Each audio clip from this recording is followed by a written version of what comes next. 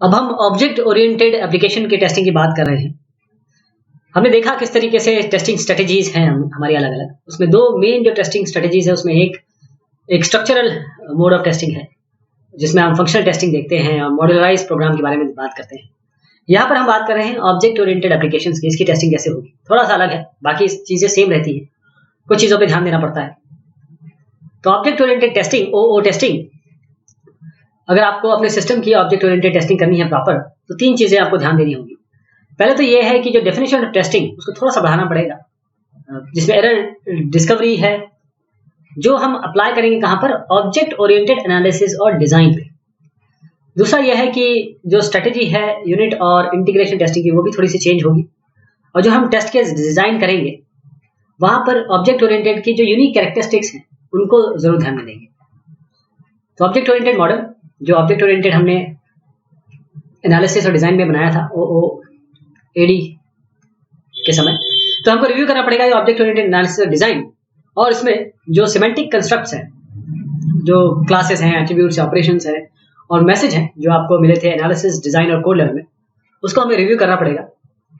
जो प्रॉब्लम है in class attribute की डेफिनेशन की, ये है कि जब हम किसी भी तरीके से डिजाइन या कोड की बात कर रहे हैं, तो जब तक डिजाइन और कोड नहीं आ रहा है, तो problem we are not discovered until design and code.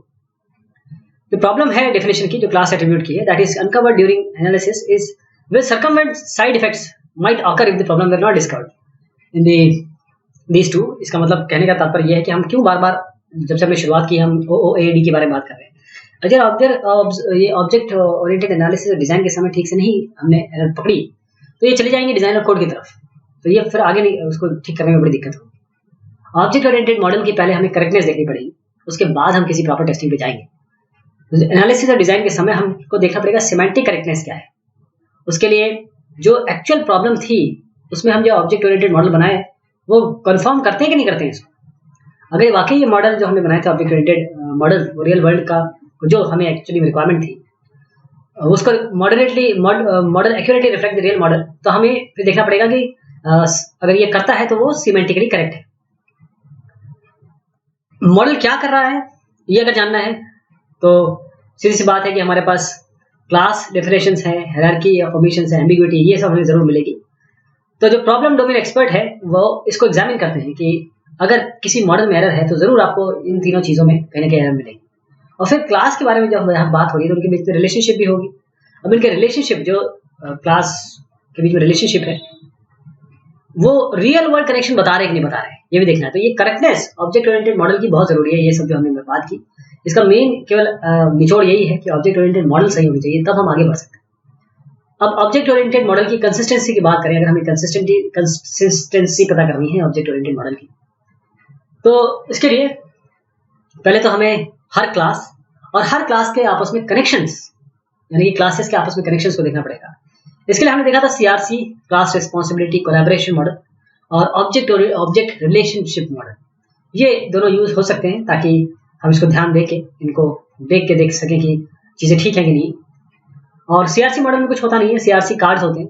इस CRC कार्ड में यहाँ पर आपको क्लास नेम होगा, यहाँ पर आपकी रिस्पॉन्सिबिलिटीज होंगी, यहाँ पर आपके कोलैबोरेटर्स होंगे, कोलैबोरेटर्स। अब रिस्पॉन्सिबिलिटीज का मतलब ऑपरेशंस क्या है, और कोलैबोरेटर्स का मतलब यह है कि किस क्लास से रिलेटेड है, जो आप यहाँ पर देख रहे हैं, जो क्लास की बात हो रही है। और जो कोलैबोरेशन का मतलब यह है रिलेशनशिप, इसके बीच में क्लासेस जो ऑब्जेक्ट ओरिएंटेड सिस्टम में है। और ऑब्जेक्ट रिलेशन मॉडल ये एक तरीके से आपको ग्राफिकल रिप्रेजेंटेशन देता है जो आपकी क्लासेस के बीच में कनेक्शन बताती है, और ये सब का सब एनालिसिस मॉडल से ही निकलता है। तो जो भी अभी तक हमने बात की, अगर अब ये तक आपको चीजें क्लियर नहीं हो पाई हो, तो क्लियर ये समझ लीजिए कि ऑब्जेक्ट एनालिसिस की, ऑब्जेक्ट ओरिएंटेड एनालिसिस और मॉडल है, उसको पहले देखना पड़ेगा, तब हम कहीं टेस्टिंग पे जा पाएंगे। ये सारी चीजें वहीं उसी के लिए हो रही है। तो हमको जब मॉडल, क्लास मॉडल असेस करना है, तो उसके लिए क्या करेंगे, एक तो CRC मॉडल पे जाइए या फिर ऑब्जेक्ट रिलेशनशिप मॉडल पे जाइए। ये एक CRC मॉडल है जिसमें आप ये देखिए क्लास नेम है, ये रिस्पॉन्सिबिलिटीज है, ये कोलैबोरेटर्स हैं। तो आपको रिविजिट करना पड़ेगा CRC मॉडल को और ऑब्जेक्ट रिलेशनशिप मॉडल को। आपको देखना पड़ेगा कि जो डिस्क्रिप्शन है CRC इंडेक्स कार्ड, ये एक CRC इंडेक्स कार्ड देख रहे हैं, जो रिस्पॉन्सिबिलिटीज हैं, जो कोलैबोरेशन है, वो प्रॉपर डिफाइंड है कि नहीं। और इसको यहाँ बैक में लाना पड़ेगा कि जो इन्वर्ट करना पड़ेगा जो कनेक्शन को, ताकि आप ये श्योरिटी ले सके कि हर एक कोलैबोरेटर जो भी इससे सर्विस मांगी गई है वाकई में यहाँ से आ रही है रिस्पॉन्सिबिलिटी से। ये जो कनेक्शंस है ये प्रॉपरली हमको ये ग्रुप भी होने चाहिए, और ये भी देखना पड़ेगा कि जो वाइडली रिक्वेस्टेड रिस्पॉन्सिबिलिटी है, जो सबसे ज़्यादा रिस्पॉन्सिबिलिटी जिनकी है, वो हम कंबाइन कर सकें सिंगल रिस्पॉन्सिबिलिटी। ये इवैल्यूएशन है क्लास मॉडल का। अब हम आते हैं ऑब्जेक्ट ओरिएंटेड के टेस्टिंग स्ट्रेटेजी में। अभी तक हमने ये केवल ये देखा कि जो एनालिसिस मॉडल है ऑब्जेक्ट ओरिएंटेड का, उसको प्रॉपर कंसिस्टेंट है कि नहीं, वो करेक्ट है कि नहीं, ये हमें चेक करना। तो यूनिट टेस्टिंग में अगर हम आए तो यहाँ पर यूनिट का कॉन्सेप्ट चेंज हो जाएगा। जो स्मॉलेस्ट टेस्टेबल यूनिट है यहाँ पर क्लास बन जाएगी। जैसे पहले फंक्शन होता था, यहाँ पर क्लास है। जो एक सिंगल ऑपरेशन है वो हम एक आइसोलेशन में टेस्ट नहीं कर सकते, जो हमारा कन्वेंशनल व्यू था यूनिट टेस्टिंग का, बट यहाँ पर हम क्लास पे चेक करेंगे। तो इंटीग्रेशन टेस्टिंग हम 3 लेवल पे ले जा सकते हैं। थ्रेड बेस्ड टेस्टिंग है, यूज बेस्ड टेस्टिंग है, और क्लस्टर बेस्ड टेस्टिंग है, क्लस्टर टेस्टिंग है। तो थ्रेड बेस्ड टेस्टिंग जो इंटीग्रेशन टेस्टिंग की बात हो रही है ऑब्जेक्ट ओरिएंटेड टेस्टिंग स्ट्रेटेजी में, इसमें थ्रेड बेस्ड टेस्टिंग ये उन क्लासेस को इंटीग्रेट करेगी जो रिस्पॉन्ड करेंगे। ये C1 से लेकर CN तक क्लासेस हैं जो रिस्पॉन्ड करेंगे एक इवेंट या एक इनपुट को। यूज बेस उन क्लासेस का कॉम्बिनेशन है जो किसी न किसी तरीके से it begins with the construction of system, जो क्लासेस बनाएंगे हम इसमें, और ये यूज हर एक यूजर के यूज केस को रिस्पॉन्ड करेंगे। क्लस्टर टेस्टिंग का मतलब ये है कि हम यहाँ पर क्लस्टर बनाएंगे कोलैबोरेटिंग क्लासेस का। इसके लिए जरूर हम CRC और ऑब्जेक्ट रिलेशनशिप डायग्राम को जरूर देखेंगे, और उनको देखने के बाद हम डिजाइन करेंगे टेस्ट केसेस को, ताकि जो कोलैबोरेशन की एरर्स हैं, जो क्लस्टर जब बनाएंगे, जैसे मान लीजिए आप एक क्लस्टर बनाते हैं तो इन क्लस्टर के बीच में कोई ना कोई कोलैबोरेशन एरर होगी, उसको हम ढूंढेंगे इंटीग्रेशन करने के बाद, क्योंकि इस इंडिविजुअली क्लास को तो हम चेक कर चुके हैं। वैलिडेशन टेस्टिंग अगर हम बात करें ऑब्जेक्ट ओरिएंटेड टेस्टिंग में, तो यहाँ पर जो क्लास का कनेक्शन है वो डिसअपियर हो जाएगा, यानी क्लास कनेक्शन की बात नहीं करेंगे। हम यूज केसेस बनाएंगे, मतलब we drop on the use cases, यानी रिक्वायरमेंट मॉडल में यूज केसेस जो बने थे उनके हिसाब से चलेंगे। फिर उसके बाद हम कन्वेंशनल टेस्टिंग मेथड लगा सकते हैं वैलिडेशन टेस्ट के लिए। तो ऑब्जेक्ट ओरिएंटेड आपकी जो टेस्टिंग मेथड्स है, इसमें आप टेस्ट केस डिजाइन कैसे करेंगे? तो जो टेस्ट केस डिजाइन मेथड है इस ऑब्जेक्ट ओरिएंटेड सॉफ्टवेयर में, ये अभी तक इन्वॉल्व हो रहा है, लेकिन एक बराड़ साहब ने एक अप्रोच बताई कि जो object oriented test case design के तरीके हैं उसमें क्या क्या होना चाहिए। उसमें यह है कि हर एक टेस्ट केस यूनिकली आप आइडेंटिफाई करें, और किसी न किसी तरीके से वो क्लास से एसोसिएटेड होना चाहिए टेस्टिंग के लिए। जो क्या काम क्या है, पर्पस क्या है टेस्ट का, वो हमें देखना पड़ेगा, उसको स्टेट करना पड़ेगा प्रॉपर्ली।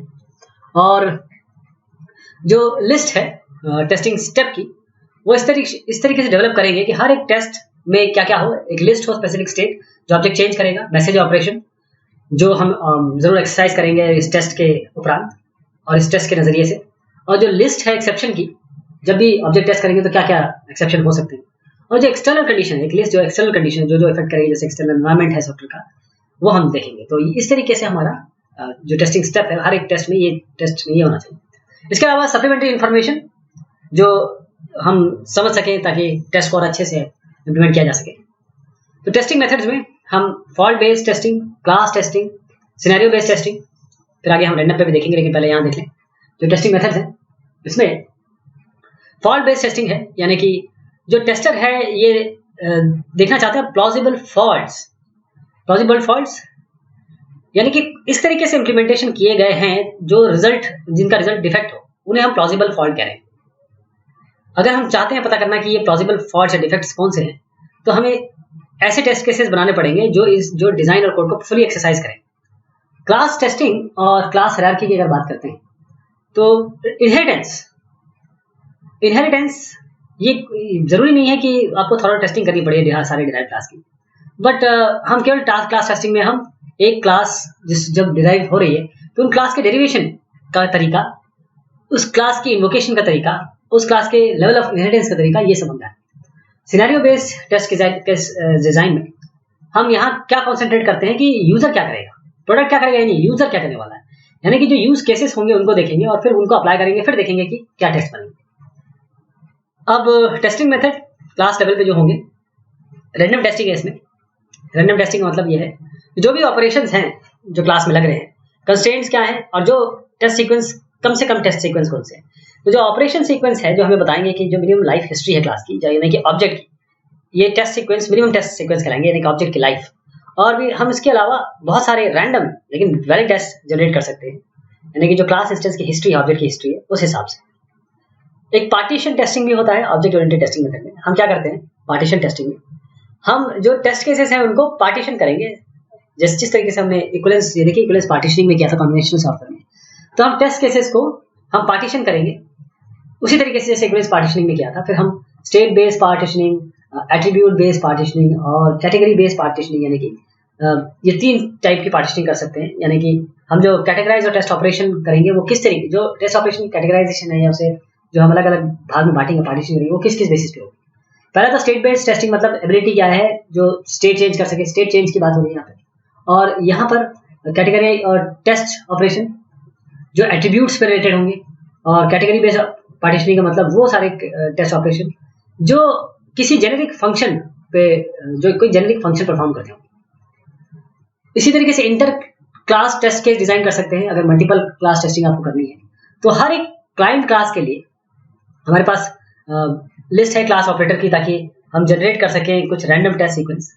जो ऑपरेटर्स होंगे वो मैसेज पास करेंगे सर्वर क्लास को, और हर एक मैसेज जो जनरेट होगा वो जो कोलैबोरेटर क्लास होगी, that is the for each message that is generated we determine the collaborator class, और जो उसके साथ करस्पॉन्डिंग ऑपरेटर होगा सर्वर ऑब्जेक्ट में, ये मल्टीपल क्लास टेस्टिंग में आएगा।